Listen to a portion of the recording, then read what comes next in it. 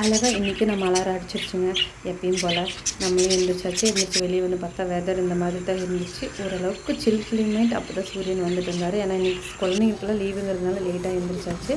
இவருக்கு லீவ் விட்டால் மட்டும்தான் 5:30 மணிக்கு முழிப்பு வரும். அது எப்படின்னு தான் இப்போ வரைக்கும் எனக்கு தெரியல. ஓகேன்ட்டு வெளில வந்தாச்சு. டீ காஃபி எல்லாம் எதுவும் மார்னிங் டைமு எடுத்துக்கிறது இல்லைங்க.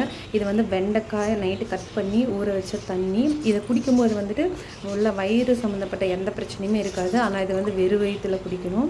வெறும் வயிற்றில் குடிக்கும்போது அல்சர் அந்த மாதிரி இதெல்லாம் எதுவுமே இருக்காது. ஓகே, சாம்பாரும் இட்லி செஞ்சிடலான்னு சொல்லிட்டு ரெடி பண்ணிகிட்டு இருக்கேங்க.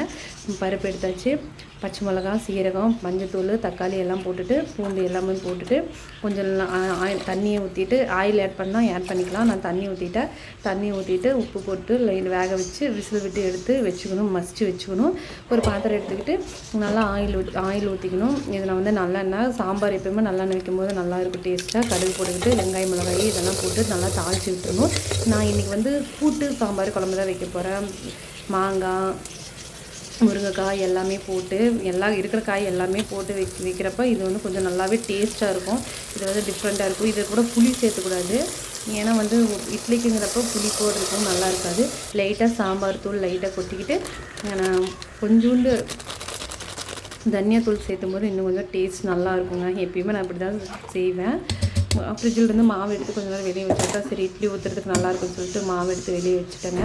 வச்சுட்டு இட்லி கொஞ்சம் ரொம்ப நேரம் ஆயிடுச்சு. சரி இட்லி ஊற்றிடலான்னு சொல்லிட்டு எல்லாம் எடுத்து ரெடி பண்ணிவிட்டு இட்லி ஊற்றிட்டேன். சரி எனக்கு மட்டும்தான், அவங்களுக்கு வந்ததுக்கப்புறம் சூடாக ஊற்றி கொடுத்துக்கலாம் அப்படின்னு சொல்லிட்டு நான் மட்டும் எனக்கு மட்டும் ஊற்றிட்டு கரெக்டாக மூடி வச்சுட்டு கொஞ்சம் நேரம் வேகட்டும்னு சொல்லிட்டு விட்டுட்டேன். சீக்கிரமாகவே வெந்துடும். ஏன்னா வந்து நம்ம ஃப்ரிட்ஜிலேருந்து வைக்கிறதுனால சீக்கிரமாக குயிக்காக வெந்துடுதுன்னு நினைக்கிறேன். எனக்கு ரொம்ப தெரியுது. ஓகேன்ட்டு 3 இட்லி போட்டுக்கிட்டேன். சரி செம்ம பசி. ஏன்னா ஏற்கனவே லேட் ஆகிடுச்சின்னு சொல்லிட்டு ஸ்கூல் இல்லைனால கொஞ்சம் லெஸி தான். லேட் ஆகிடுச்சின்னு சொல்லிட்டு சரி சாப்பிட்லான்னு சொல்லிட்டு சாப்பிட்டாச்சு.